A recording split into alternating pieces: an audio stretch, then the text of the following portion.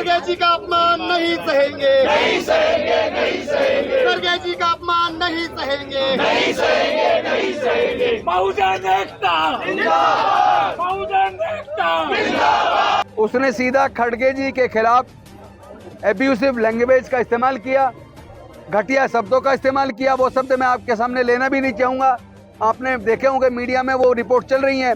BJP में इस तरह की भाषा बोलने वाले को प्रमोशन मिलता है।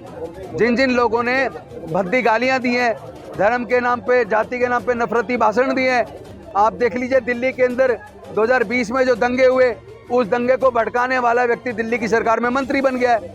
तो पहले तो हिमंता बिस्वा शर्मा, अगर थोड़ी भी शर्म है, अमित शाह जी को जरा सी भी अगर शर्म है, तो पहले तो बताएं उन्होंने इन 12 सालों में कितने घुसपैठिए विदेश भेज दिए। All India Congress committee SC department Himanta Biswa Sharma से मांग करता है कि वो तुरंत खड़गे जी से माफी मांगे, इस देश के दलितों से माफी मांगे। हम मांग करते हैं कि जो दस्तावेज पवन खेड़ा जी ने प्रेस कॉन्फ्रेंस में रखे, उन दस्तावेजों की जांच करके मुकदमा दर्ज करके हिमंता बिस्वा शर्मा को गिरफ्तार करें। नमस्कार दोस्तों, बहुजन फ्रंटलाइन देख रहे हैं आप और मैं सुशील कुमार। दोस्तों, जिस तरह से असम के मुख्यमंत्री हेमंत बिस्वा शर्मा ने जो बयान दिए हैं कांग्रेस अध्यक्ष मल्लिकार्जुन खड़गे पर और कांग्रेस के नेता पवन खेड़ा पर, उसको लेकर के कांग्रेस के तमाम लोग जो है आज दिल्ली में जंतर मंतर पर विरोध प्रदर्शन करने के लिए आए हैं। दरअसल आप देख रहे हैं कई दिनों से सोशल मीडिया पर हेमंत शर्मा के बयान वायरल हो रहे हैं, जिसमें बड़ी ही आपत्तिजनक, बड़ी ही अशोभनीय भाषा का प्रयोग करते हुए वो मल्लिकार्जुन खड़गे और पवन खेड़ा जी के बारे में जो है अपशब्दों का इस्तेमाल कर रहे हैं। तो उन्हीं सारी चीज़ों को लेकर के कांग्रेस के एससी सेल के तमाम लोग जो है यहाँ पर विरोध प्रदर्शन करने के लिए आए हैं और उनसे माफ़ी मांगने की बात कही जा रही है कि हेमंत शर्मा को जो है माफ़ी मांगनी चाहिए। तो हम लोगों से बात करेंगे कि लोगों का क्या कहना है। कांग्रेस पार्टी के प्रवक्ता पवन खेड़ा जी ने कुछ दस्तावेज मीडिया के सामने रखे। उन दस्तावेज में 3 पासपोर्ट थे जो हिमंता बिस्वा शर्मा की पत्नी के नाम से इशू हैं, और एक कुछ कंपनी के दस्तावेज थे जो अमेरिका के एक स्टेट के अंदर जहां टैक्स नहीं लगता, वहां उनकी पत्नी के नाम से, उनके बेटे के नाम से एक कंपनी बनाकर वहाँ हजारों करोड़ का इन्वेस्टमेंट से संबंधित वो पेपर थे।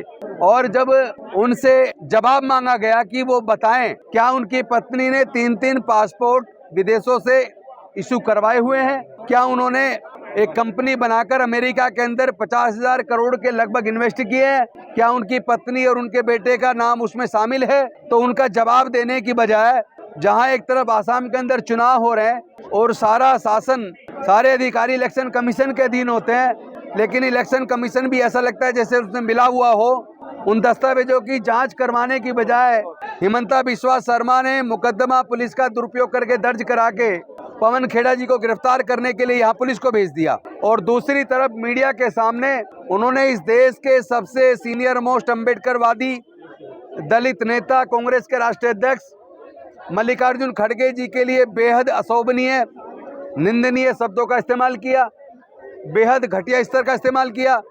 मुख्यमंत्री स्तर के लोग इस तरह की भाषा का इस्तेमाल नहीं करते, लेकिन हिमंता बिस्वा शर्मा से हम कोई उम्मीद भी नहीं कर सकते, क्योंकि जिस तरह वो हिंदू मुसलमान करते हैं, जिस तरह वो जाति धर्म के नाम पर नफरत फैलाते हैं, उनके भाषण में 2 धर्मों के, 2 संप्रदायों के बीच में दंगे कराने की बू आती है।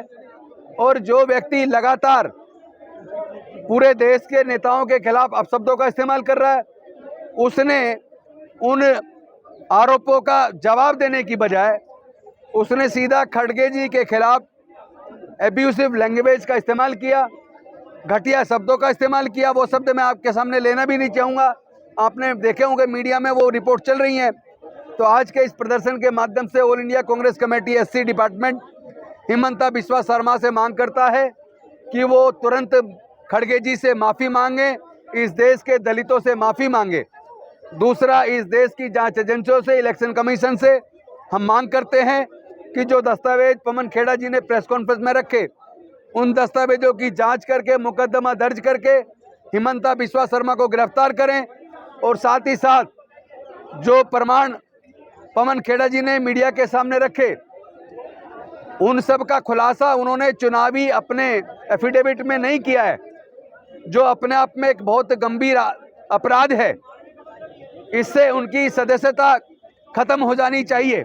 इलेक्शन कमीशन से हम मांग करते हैं तुरंत हिमंता बिस्वा शर्मा के खिलाफ जांच करें और उन डॉक्यूमेंट्स की जांच करके उनके द्वारा जो चुनावी हलफनामा दिया गया है उसको पूरी जांच करके और उसमें जो असमानताएं पाई जा रही हैं और जो चीज़ें उन्होंने छुपाई हैं, कंसील की हैं इलेक्शन कमीशन से और देश से, उनको गंभीरता से लेते हुए हिमंता बिस्वा शर्मा के एप्लीकेशन को रद्द किया जाए, उनके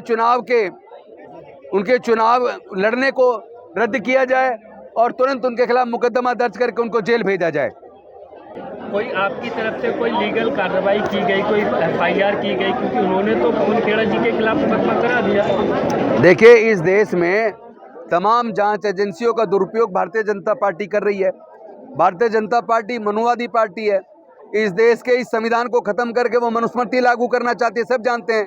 पूरे देश की जांच एजेंसियों को लगभग बीजेपी ने कब्जा कर रखा है। आप अगर ये उम्मीद करें कि हमारी कंप्लेंट पे मुकदमा दर्ज होगा तो ये गलतफहमी अपने दिमाग से निकाल दें। हमारे को तो कोई गलतफहमी है नहीं।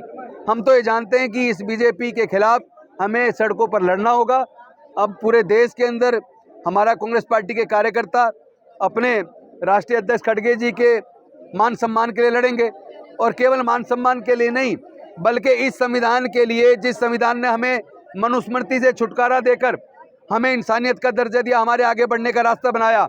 हमें इस संविधान की रक्षा के लिए अगर प्राणों की आहुति भी देनी पड़े तो हम देंगे, लेकिन किसी भी सूरत में बाबा साहेब के इस बनाए भारत के संविधान के ऊपर हम कोई आंच नहीं आने देंगे। आपको लगता है जो खेड़ा साहब घर छोड़ के चले गए हैं, वहाँ पर पुलिस पहुंची थी असम से आकर? देखिए, घर छोड़ के नहीं गए हैं, वो कोर्ट गए। उन्होंने कोर्ट में एप्लीकेशन डाली है एंटीसिपेटरी बेल की, क्योंकि बीजेपी के पास एक ही हथियार है कि वो विपक्ष के नेताओं के खिलाफ झूठे मुकदमे दर्ज के उनको गिरफ्तार कर ले। लेकिन साबित भी तो नहीं कर पाए खेड़ा साहब। इलेक्शन कमीशन मुकदमा दर्ज करे, उन डॉक्यूमेंट्स की जांच करे, हिमंता बिस्वा शर्मा के खिलाफ कार्रवाई करे, यह मांग करते हैं। क्या लग रहा है जो भाषा का इस्तेमाल कर रहे हैं वो क्या एक मानसिक संतुलन उनका खराब हो गया? नहीं, मानसिक संतुलन नहीं। बीजेपी में इस तरह की भाषा बोलने वाले को प्रमोशन मिलता है। जिन जिन लोगों ने भद्दी गालियां दी हैं, धर्म के नाम पे, जाति के नाम पे नफरती भाषण दिए हैं, आप देख लीजिए वो लोग बाकायदा मंत्री बन गए हैं, मुख्यमंत्री बन गए हैं। आप देख लीजिए दिल्ली के अंदर 2020 में जो दंगे हुए, उस दंगे को भड़काने वाला व्यक्ति दिल्ली की सरकार में मंत्री बन गया है। तो बीजेपी का तो ये प्रवृत्ति रही है कि जो जितनी ज़्यादा नफरती बात करे, जितना ज़्यादा हिंदू मुसलमान करे, जितना ज़्यादा दलितों को गाली दे, उतना ही ज़्यादा उसको बीजेपी में प्रमोशन मिलता है। वो मंत्री भी बनते हैं, मुख्यमंत्री भी बनते हैं, तो वहाँ तो बढ़ावा मिलता है ऐसे बिहेव करने वाले लोगों को। बंगाल है कि कांग्रेस जो है वो घुसपैठियों के बचाव में उतरी हुई है, इसलिए हिमंता बिस्वा शर्मा पहले तो ये बताएं कि 12 साल से केंद्र में उनकी सरकार है, असम में इनकी खुद की सरकार थी, मध्य प्रदेश में लंबे समय से इनकी सरकार है, महाराष्ट्र में इनकी सरकार है, गुजरात में 25 साल से इनकी सरकार है, राजस्थान में इनकी सरकार है, उत्तर प्रदेश में इनकी सरकार है और 12 साल से पूरे भारत में केंद्र में इनकी सरकार है। तो पहले तो हिमंता बिस्वा शर्मा अगर थोड़ी भी शर्म है, अमित शाह जी को जरा सी भी अगर शर्म है, तो पहले तो बताएं उन्होंने इन 12 सालों में कितने घुसपैठिए विदेश भेज दिए, कितने घुसपैठिए को उन्होंने उनके देश में वापस भेजा है, वो आंकड़ा जारी करें। और अगर नहीं कर सकते तो उन्हें शर्म से डूब मरना चाहिए, देश से माफ़ी मांगनी चाहिए। वो चुनाव के लिए केवल घुसपैठिए शब्द का इस्तेमाल करते हैं, हिंदू मुसलमान का इस्तेमाल करते हैं और उसके बाद उन्हें मुस्लिम देशों से वो पासपोर्ट भी बनवाते हैं, तो उनके यहाँ बिरयानी खाने भी चले जाते हैं। प्रजातंत्र में हमारा अधिकार है धरने प्रदर्शन के माध्यम से जनता के बीच में मुद्दों को लेके जाना। हम जनता के बीच जा रहे हैं, जो हम कर सकते हैं मीडिया के सामने रख रहे हैं। लेकिन जांच एजेंसी अपना काम करें। अगर वो गुलामी स्वीकार कर चुकी हैं, अगर वो संविधान, जिस संविधान ने उनको पावर दी है, उसका इस्तेमाल अगर जनता के हित में ना करके वो बीजेपी के लिए इस्तेमाल कर रही हैं, उसका एक ही तरीका है, हम जनता के बीच में जाकर जनता को जागरूक करके अपनी इस लड़ाई को तेज करें। वो हम कर रहे हैं।